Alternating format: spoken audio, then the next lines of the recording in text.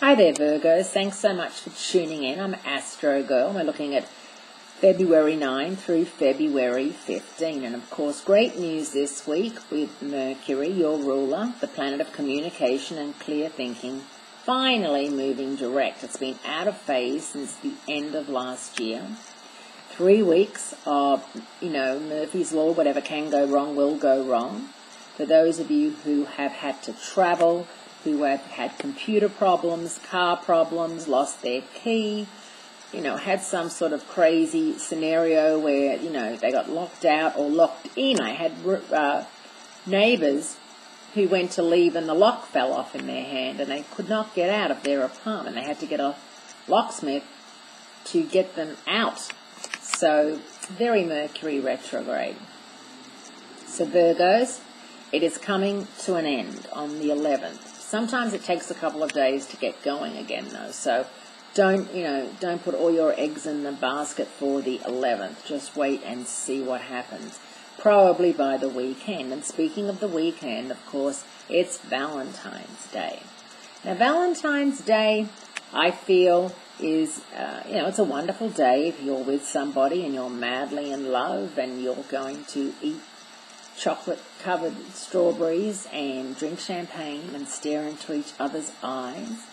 But for people who are in an unhappy relationship, who can't do that, just like they physically and mentally can't get themselves there because they're not happy, or who are single or have just broken up with somebody, February 14 can really be difficult.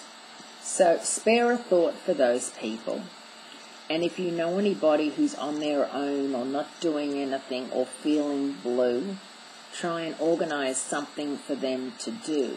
I think it's nice to have like a Sex in the City night, where the girls get together and drink champagne and tell terrible stories about their exes. This is for the single girls, and just be together and just understand that just because you don't have a significant other doesn't make you less than the ones that do.